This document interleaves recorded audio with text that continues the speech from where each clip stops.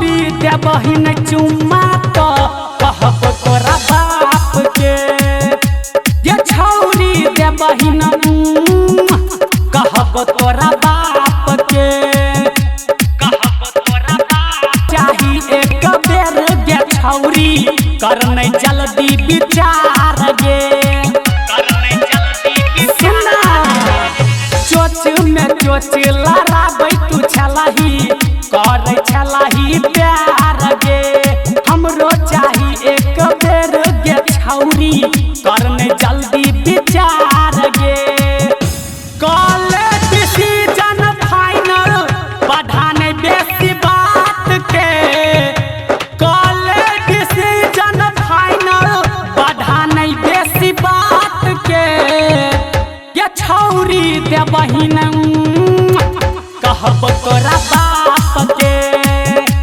ये छौरी दे बहिन चुम्मा तो कहब तोरा बाप के। कहब तोरा बाप के।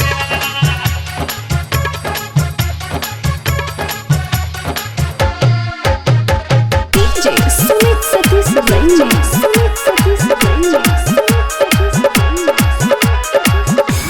ये छौरी दे बहिन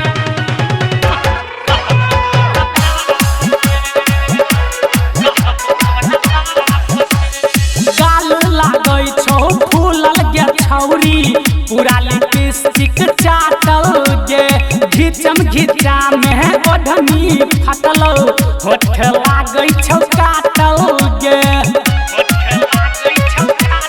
सुन ना गाल लागै छौ फूलल गे छौरी पूरा लिपस्टिक चाटल गे।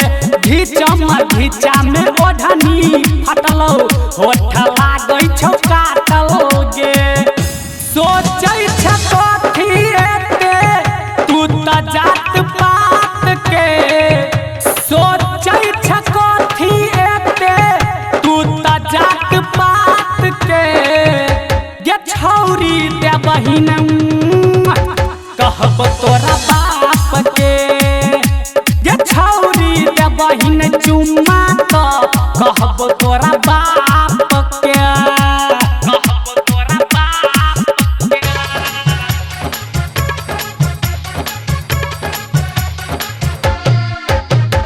DJ Sumit Satish Remix.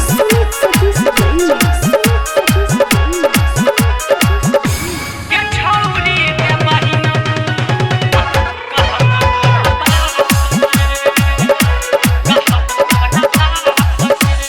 Video बना के रखने छियो हमके अपना फाइल में। घनश्याम सिंह संग की सब तू केलही सब देखेबो मोबाइल में। सब देखेबो मोबाइल सुन वीडियो बना के रखने छियो हमके अपना फाइल में। घनश्याम सिंह संग की सब तू केलही सब देखेबो मोबाइल में। संदीप के रखने छेले कथी ले कात में। संदीप के रखने छेले कथी ले कात में। गे छौरी दे बहिन कहब तोरा बाप के।